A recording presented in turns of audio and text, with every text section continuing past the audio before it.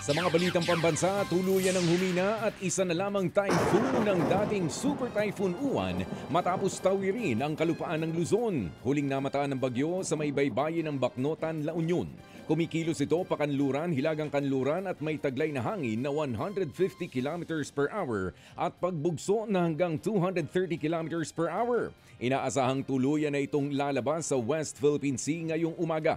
Pero nakataas pa rin ang Tropical Cyclone Wind Signal number 4, 3, 2 at 1 sa iba't ibang bahagi ng bansa.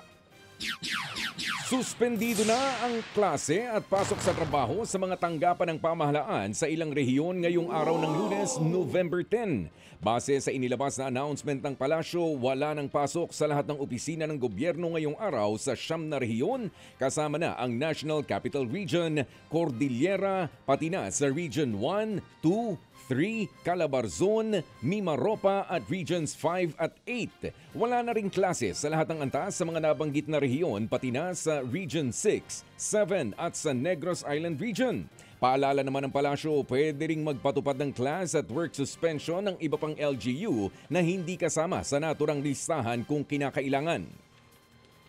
Sa ibang balita naman, wala pa ring natatanggap na kumpirmasyon ng kampo ni Senator Ronald Bato de la Rosa tungkol sa warrant of arrest na ini-issue umano ng International Criminal Court o ICC laban sa kanya.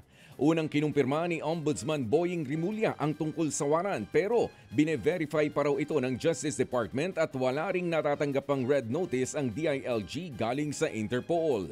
Matagal nang maugong nasusunod na ipapaaresto ng ICC si De La Rosa dahil sa koneksyon niya sa madugong war on drugs. Ayon naman kay Senate President Tito Soto, hindi niya papayagan na arestuhin si Bato sa loob ng Senado. Pero ibang usapan na raw kung huhulihin siya sa labas ng gusali ng Senado. Una nang iginit ng abogado ni Bato na si Attorney Israelito Torion na dapat dumaan muna sa due process sa bansa ang kanyang kliyente kung totoo man na may warrant na nga. Mga kapatid, brothers and sisters, saan ka pa? Dito na tayo sa totoo. Dito na tayo sa True FM. Mga kapatid, mag-subscribe and follow po kayo sa social media accounts ng True Network PH. Yan po kami, hanapin nyo lang True Network PH, Facebook, Instagram, YouTube, TikTok, and podcast. Mapa Apple or Spotify man yan, mahahanap nyo kami. Lahat ng mga napapanood at napapakinggan nyo po sa programa, nasa social media accounts namin yan. So, paano mga kapatid? See you sa social media! Ito tayo sa totoo, tunay at tapat.